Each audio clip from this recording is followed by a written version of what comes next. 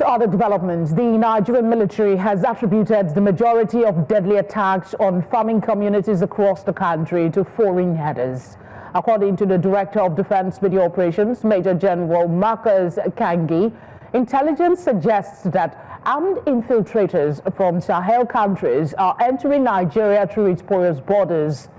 While acknowledging the involvement of some Nigerian headers, Kangye emphasized that the preponderance of violence, particularly in Plateau and Benue states, is being driven by these foreign elements who are distinguishable by their language and appearance.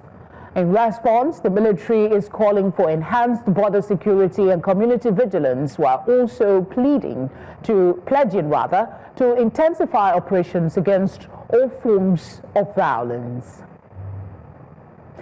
Let's have a conversation on this. I have two gentlemen, our security consultant, retired Group Captain Sadeeq Shehu.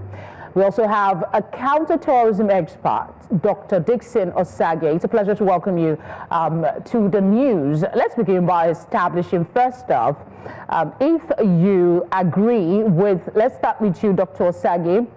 Do you agree that this has to do with foreign infiltrators mainly than the locals? Well, I totally agree. Because when you look at the philosophy of our national borders, you understand that these foreign elements are capitalizing on the vulnerability of our national borders. And that is why it's very important for us to understand that a borderless country is a no country.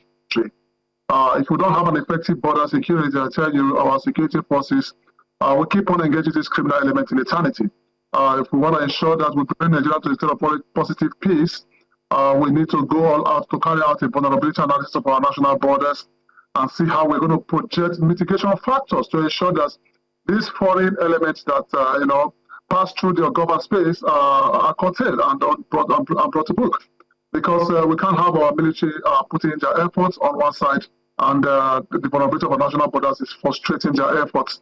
I think the Nigerian immigration is only responsible for the protection of our border management agency, the Nigerian immigration section, should carry out a vulnerability analysis and advise the government on where to go in the porosity of our national borders and your government space, because your government space in Nigeria is highly disturbing. Captain Shehu, several of our neighbors like Chad and Cameroon, especially those in ECOWAS, seem to have done something Nigeria alone isn't able to do. What does it take to implement an effective monitoring system and early warning capabilities?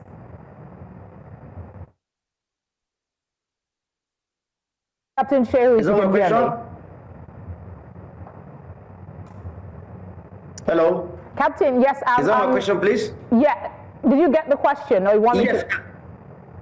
Okay. Permit me to say first that I slightly agree with my colleague on the platform, Mr. Dickson. And I must say again, even the headline that is on your screen now, foreigners behind plateau. When I read the report, what the spokesman said verbatim, I think he was not this conclusory that the people are from, are from foreign countries. And I would, in my own, in my own way, I would caution against any conclusory statement which says that these people are not locals fighting themselves, but rather foreigners. When you look at the location of Benue and Plateau states, you are talking of the middle of Nigeria. So if you tell me that, foreigners from the outer fringes of Nigeria came through until the Arab Benue and Plateau and are fighting, I find it difficult. And it is even more frightening to accept that, conclusion, because what you are saying is that foreigners are coming into our territory, chasing Nigerians, taking over their land, and then, either staying there or disappearing. With due respect, I find that very difficult. And when I read the statement by the General Kangye, I see him saying something like, they look like, it suggests. I don't think, these are things that I have been hearing. And it is really, really, frightening to think that foreigners can come and do these things and then disappear into thin air. Have we, I heard him saying that we have arrested them. If arresting them is not, an issue of saying their hair texture or their speech sounds like this thing, we should be having confirmatory, empirical evidence that these people are from such and such country. I do not hear all that. I may be, I'm not even talking about what the general said, but even when the governor of Benue is saying, he said they are foreigners, the Hausa they are speaking is not Nigerian Hausa, and all those kind of things. With due respect, I do not share that sentiment. And I think I would caution anybody about making such a conclusory evidence. If you have them arrested, we should be telling us that the people who are arrested are from this and this country. But not talking about hair or talking about their language or talking about their discipline. I do not share that sentiment. Thank you very much. Okay, I was going to ask before I jumped on to the second question about, we have all these border patrol, we have border management, intelligence gathering, immigration, custom, national intelligence agency, and so much more when it comes to managing our borders and our security. And like Captain Shehu rightly highlighted, using those trademark is not enough. Foreigner or not, these headers are not ghosts. Is it so hard to track them down on our soil, Dr. Dickson? Thank you very much, Felicity. Fantastic point from Group Captain Sadeeq, because I found it disturbing when we hear some senior officers coming on air to brief the Nigerian people that the people disturbing this country are perhaps foreign people or whatever. Security is achievable when it comes to crime prevention. You need to go after these criminals with speed and momentum and bring them to book, because you can't forecast and be telling Nigerians that they are XYZ people. Well, talking about our national borderline areas, the only way to go is for us to have a national coordination team, because as it is, I tell you that we don't have an effective coordination team within our government security forces, because everybody is just doing what they feel like. The immigration are carrying out their own responsibility, giving brief, the DSS are giving their brief, NSCDC giving their brief. I think when it comes to national security, we need to have a national command center whereby information sharing will be well coordinated for us to engage these people with it on. In the happenings presently, I think it's an absence of intelligence gathering.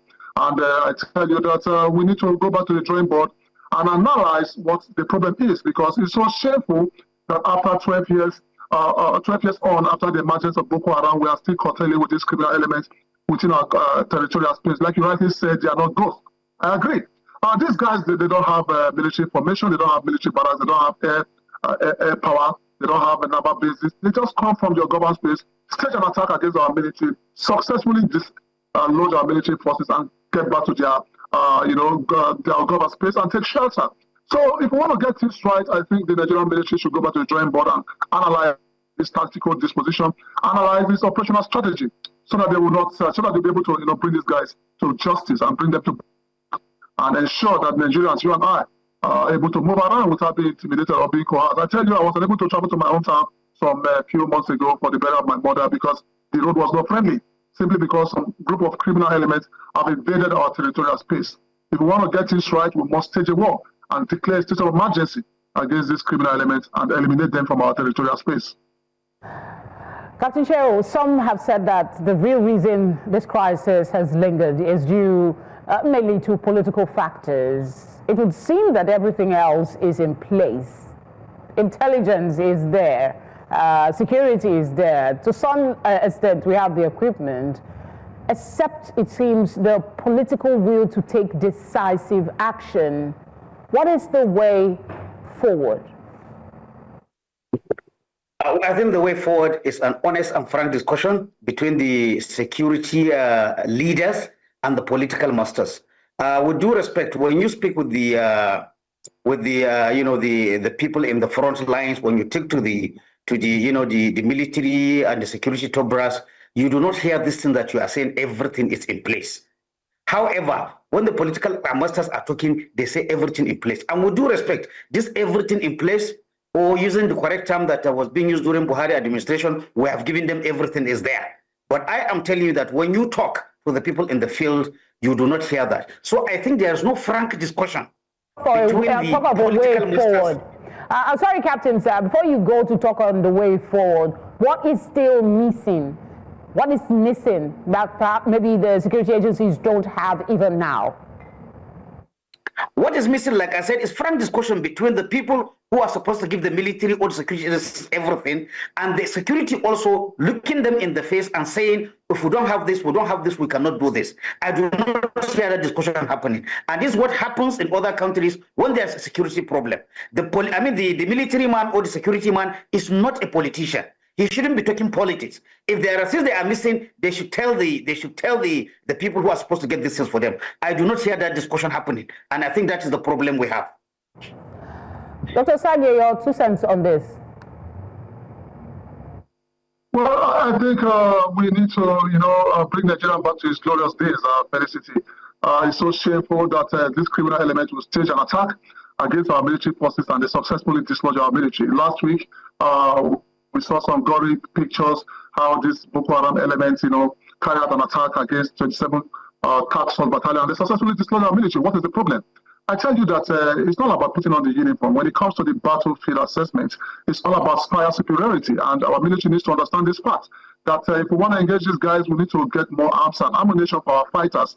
But we must give our guys, officers and men, the kudos, because it's not easy for you to put your life on the line to protect the territorial integrity of this great country. But what we have presently is that our soldiers are trained so hard and dying so cheap in the hands of these criminals. So for us to get this right, the Nigerian Army Tactical Command needs to reassess its tactical disposition and also operational strategy. Ensure that these soldiers don't, spend more than 9 months in the battlefield so that they'll be able to come back home and unite with their family. And also they should be well catered for. Give them the right arms and ammunition. The last engagement I watched Boko Haram live, they were carrying out, they were engaged with a lot of GPMGs and PKT. Some of the arms they are carrying, our soldiers are not carrying those arms. That is the truth. So I believe in our military capability and capacity, but we must ensure that our military are not being politicized, and every officer and men that have sworn to protect the territorial integrity of this country must be honest, and we must also search for those bad elements that are frustrating the efforts of our brave ministry, so that we'll be able to, put an end to this disgraceful Dr. Osagie and Group Captain Shehu, thank you both very warmly for speaking with us tonight.